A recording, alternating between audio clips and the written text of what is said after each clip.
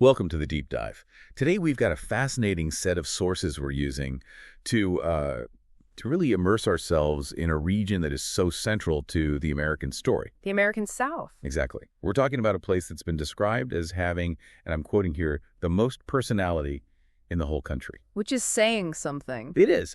And if you really want a shortcut to understanding American culture, why our movies, our music, our history feel the way they do, then this deep dive is. It's just essential. It is. And I think we should probably define our terms right at the start. Geographically, when we say the South, what are we focusing on? Good point. Our sources are really pointing to the core states that create that identity. So think Texas, Tennessee, Georgia, Alabama, and Louisiana. The heart of it. Right. And the reason this area is so distinct from, say, New York or California, it really boils down to three things. It's history, this almost deliberately slower pace of life. The pace is huge. It's key. Yeah. And finally, just a very strong shared sense of cultural self. It's a place that prioritizes connection. And that slower pace is really what we're going to unpack.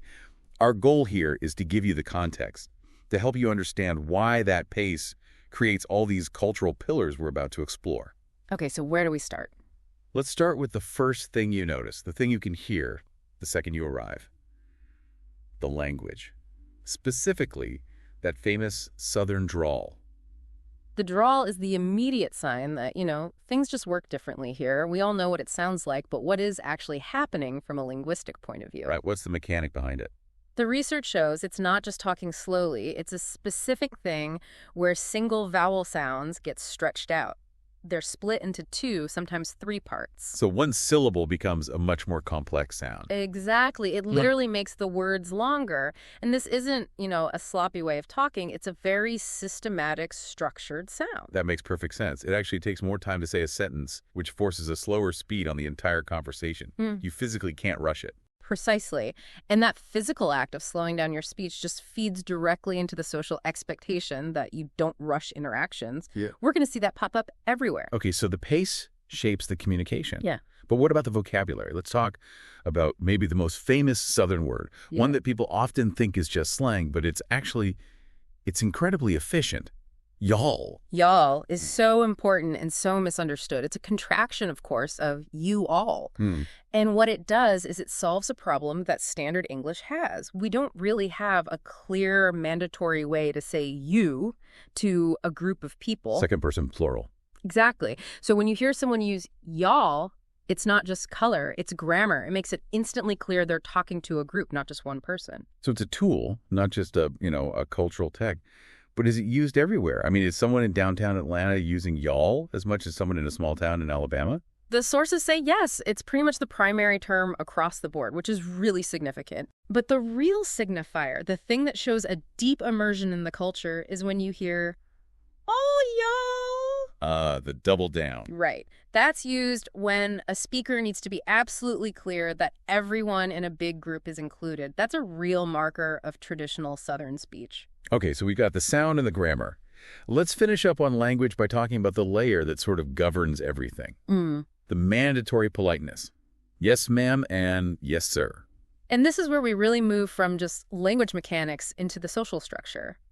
Using ma'am and sir in the South it's way more than just being polite. It's expected. It's non-negotiable. It's a form of respect that is just deeply, deeply ingrained from childhood. And what the sources really stress is that this isn't just for kids talking to adults.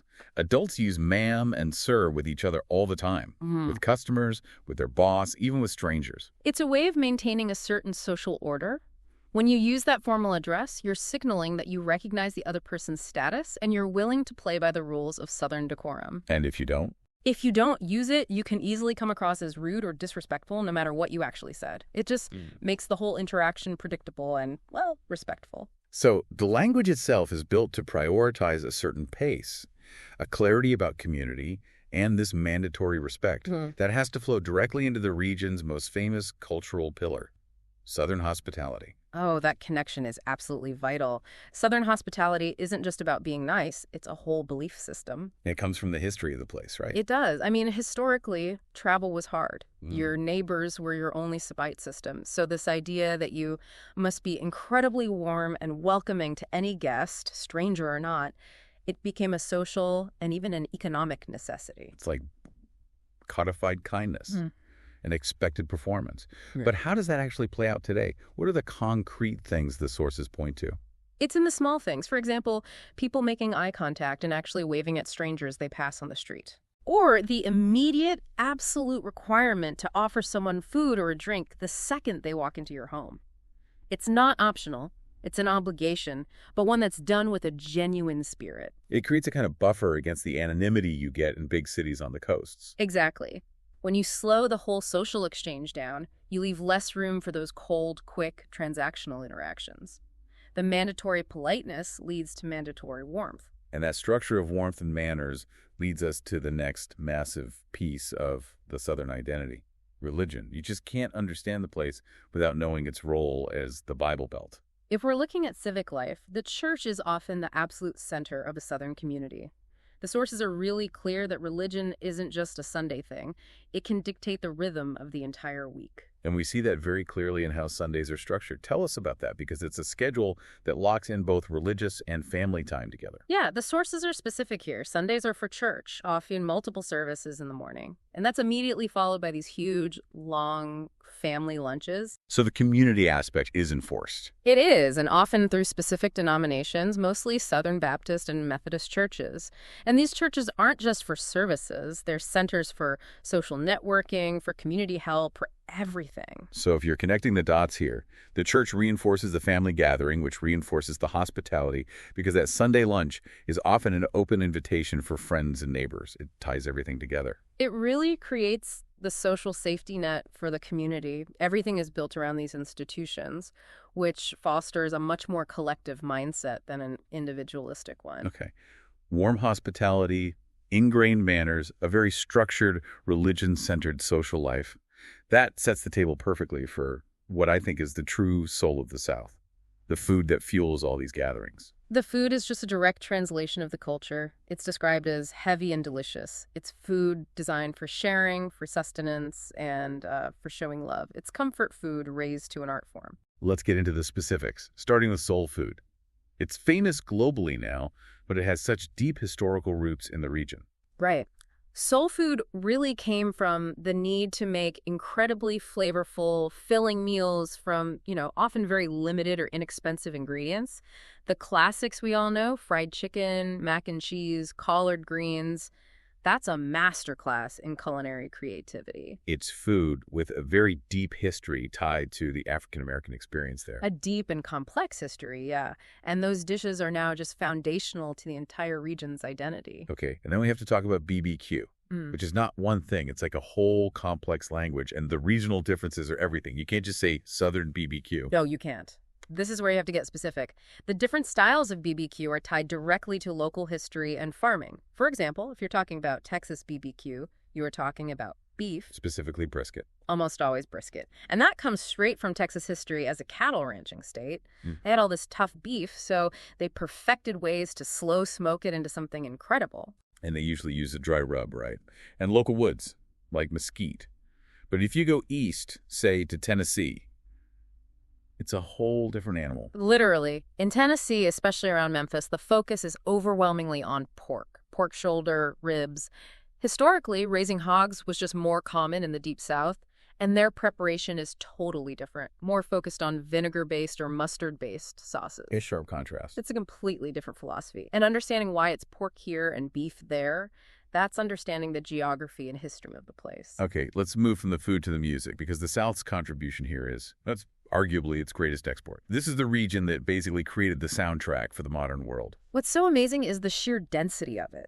The South is the undeniable birthplace of the genres that have defined music for the last 100 years. And we're not just talking about influence, we mean the actual origin point. And the sources let us trace these genres right back to specific cities where that cultural mixing was happening. Absolutely. The blues comes out of the Mississippi Delta, and it becomes the backbone for pretty much all American pop music.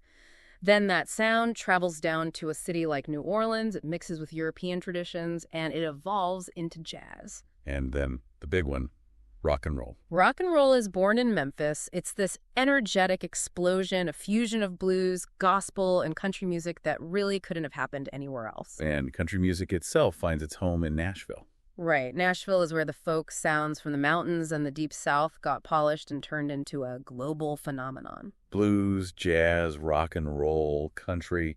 I mean, that's nearly every major genre you can think of, all coming out of this one small part of the country. The creative output is just staggering. It really highlights what happens when a culture slows down and prioritizes storytelling. The South is a place where people still tell stories, and those stories become songs. Okay, before we wrap this all up, we have to talk about the elephant in the room. Or maybe the longhorn in the room. The state that often acts like its own country. Texas. You have to give Texas its own section. Our sources all note that it's treated as its own thing, and it loves that description that everything is bigger in Texas. The attitude, the landscape. It's all bigger. It is.